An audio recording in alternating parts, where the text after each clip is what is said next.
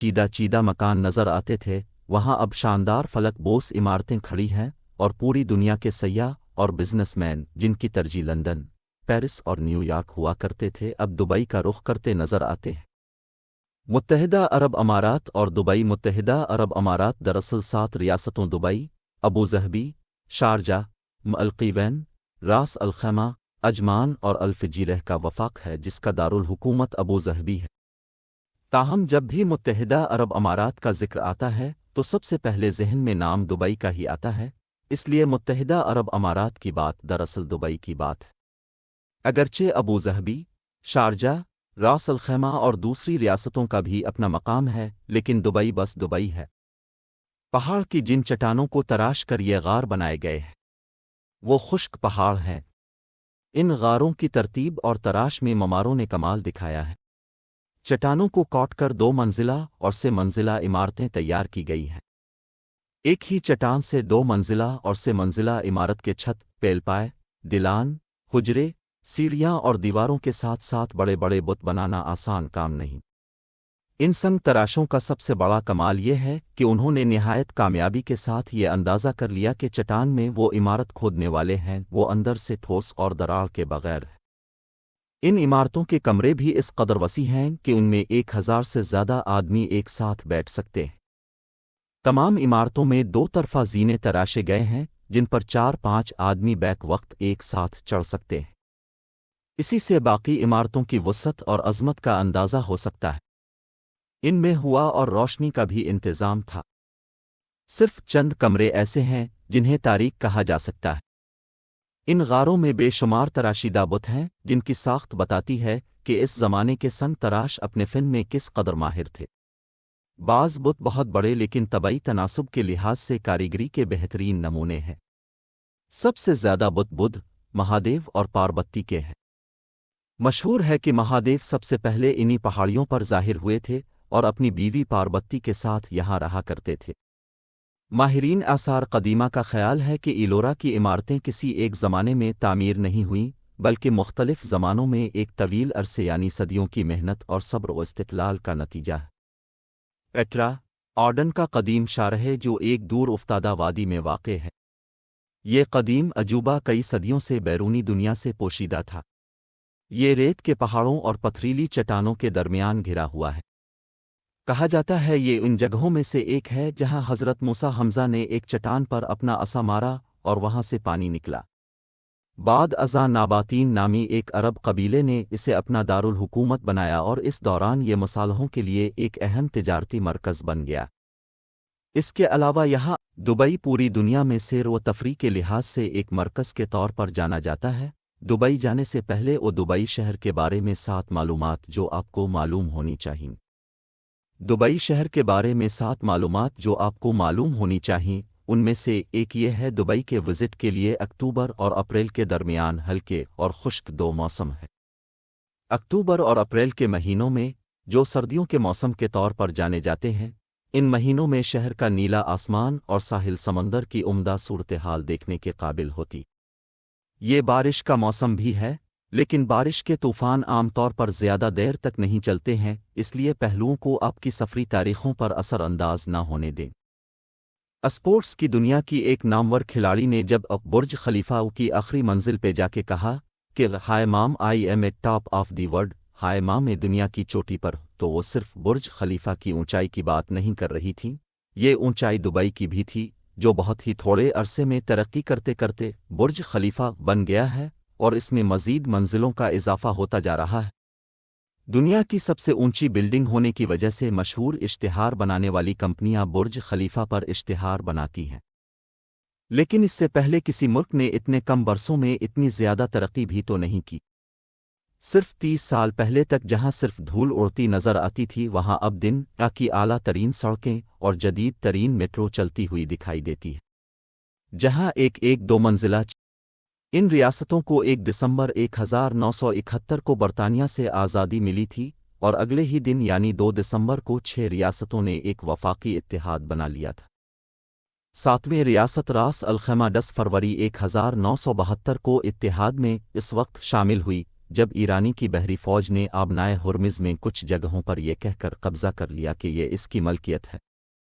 Ras Al Khaimah اور Sharjah بھی ان علاقوں پر اپنی ملکیت کا دعویٰ کرتے تھے۔ اس طرح ان دونوں ریاستوں کے اتحاد میں شامل ہونے کے ساتھ ساتھ ایران سے علاقوں پر تنازع بھی اس کے حصے میں آیا جو آج تک جاری ہے۔ ان ریاستوں کے رہنماؤں نے 1820 سے لے کر 1890 تک برطانیہ سے مختلف معاہدوں پر دستخط کیے تھے تاکہ برطانیہ انہیں بحفاظت تجارت کرنے کی سہولت فراہم کرتا رہے۔ برطانیہ انہیں ٹروشل سٹیٹس الامارات المصالح کہتا تھا، اور کیونکہ برصغیر پر اس وقت بحکومت برطانیہ کا راج تھا اس لیے ان ریاستوں کی کرنسی بھی انڈین روپیہ ٹھہری اور اماراتی باشندے اسی میں اپنا لین دین کرتے تھے۔ 1959 میں اس کا نام خلیجی روپیہ رکھا گیا جس کی قیمت شروع میں انڈیا کے روپے کے برابر ہی تھی۔ بعد میں آزادی کے بعد ان ریاستوں نے اپنی کرنسی متعارف کرائی۔ انڈیا کی جواہر لال نہرو یونیورسٹی کے ڈائریکٹر آف گلف سٹڈیز کے پروفیسر اے کے پاشا کے مطابق دبئی میں تقریباً 100 سال پہلے علاقے کے تاجر، چاہے وہ ہندوستان کے ہوں، فارس، عراق کے، سب یہاں آ کے آہستہ آہستہ جمع ہوئے اور یہ تجارت کا گڑھ بن گیا۔ جب برطانیہ نے یہاں تیل دریافت کیا تو ابو ظہبی کے حکمراں شیخ زید بن سلطان النیان اور دبئی کے شیخ راشد بن سعید المکتوم اور امارات کے دوسرے رہنماؤں کو آمدنی آنے لگی۔ بعد میں شیخ زید متحدہ عرب امارات کے پہلے صدر اور راشد پہلے نائب صدر بنے۔ پروفیسر پاشا کہتے ہیں کہ دبئی کے لوگ موتیوں کی تجارت کرتے تھے اور آس پاس کے علاقوں میں جا کر انہیں بیچتے تھے۔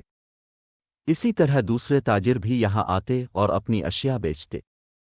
اس علاقے میں تجارت کا ایک نیٹ ورک بن چکا تھا، اور تاجر چاہے کویت سے ہوں یا بصرہ سے وہ ہندوستان کے شہر گجرات، کیرالہ، زنزیبار جاتے ہوئے دبئی میں ضرور رکتے تھے۔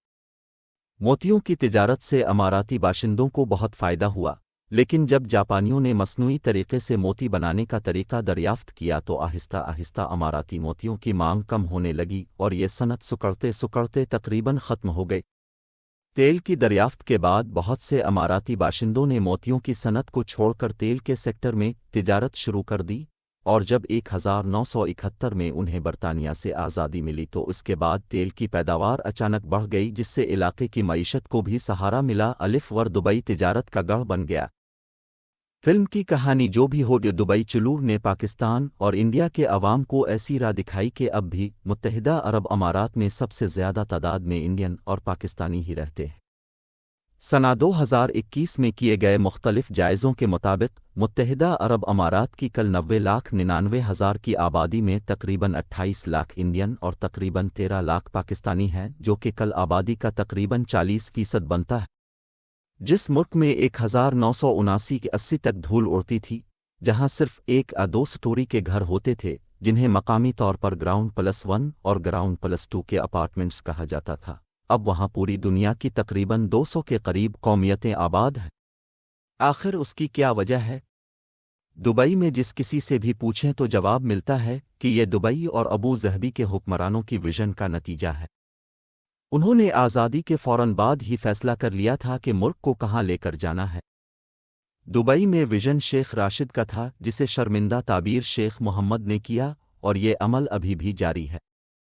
اگر شیخ زید نے اماراتی ریاستوں کو متحدہ کرنے اور تیل کی دولت کے ذریعے انہیں خوشحال بنانے میں کردار ادا کیا، تو دوسری طرف شیخ راشد نے تیل سے آگے کے مستقبل کا سوچا۔ ان کی اس سوچ کو ان کی اولاد مزید آگے لے کر چلی اور دبئی کو تیل پر انحصار کرنے والی ریاست سے دنیا کا ایک بڑا تجارتی گڑھ بنا دیا۔ شلیش داس انڈیا کے شہر اڑیسہ سے تعلق رکھنے والے ایک فائنانشیر اور کاروباری ہیں جو اب دبئی میں رہتے ہیں۔ ان کا شعبہ تعلیم اور ہیلتھ سروسز ہے۔ وہ کہتے ہیں کہ متحدہ عرب امارات کی سب سے زبردست بات اس کے رہنماؤں کا ویژن ہے۔ دوسرے ممالک میں بھی بڑے لیڈر ہوتے ہیں، وہ سوچتے ہیں، لیکن یہاں سوچنے کے ساتھ ساتھ کام کیا بھی جاتا ہے۔ ان کے خیال میں جس طرح دبئی کی نئی نسل کو تیار کیا جا رہا ہے، وہ اگلے 50 برسوں میں ملک کو مزید بلندیوں پر لے جائے گی۔ ایسے کوئی اشارے نہیں ہیں جو یہ بتائیں کہ ایسا نہیں ہو سکتا۔ یہاں لوگ محفوظ ہیں، بزنس محفوظ ہیں، اور یہاں کی سیکیورٹی کا شمار دنیا کی بہترین سیکیورٹی میں ہوتا ہے۔ وہ اس کا موازنہ امریکہ کے ساتھ کرتے ہیں۔ امریکہ نے دنیا کے سب سے بہترین ٹیلنٹ کو بلایا اور اپنے ملک میں بسایا۔ یہی حال متحدہ عرب امارات کا بھی ہے۔ وہ اچھے لوگوں کو بلاتے ہیں اور ان سے کام کرواتے ہیں جو ملک کی ترقی کے لیے بہت ضروری ہے۔ ڈاکٹر پاشا بھی داس کی اس بات سے اتفاق کرتے ہیں۔ وہ کہتے ہیں کہ دبئی کی ترقی کے پیچھے صرف اور صرف شیخ راشد المکتوم کا ویژن ہے، کیونکہ دبئی کے پاس تیل بہت کم ہے اور وہ سمجھتے تھے کہ اگر وہ کاروبار میں ریڈیکل تبدیلیاں لائیں گے، دوسرے ممالک کے بزنس مینوں کو سہولیات دیں گے تو وہ اپنے فائدے کے لیے یہاں ضرور آئیں گے۔ دوسری بات یہ ہے کہ وہ ہر نئی چیز کا تجربہ کرنا چاہتے تھے کہ ایسا کرنے سے کس حد تک اس کا فائدہ ہوگا۔ چینل کو سبسکرائب کیجیے اور بیل کا بٹن ضرور دبائیں۔ شکریہ۔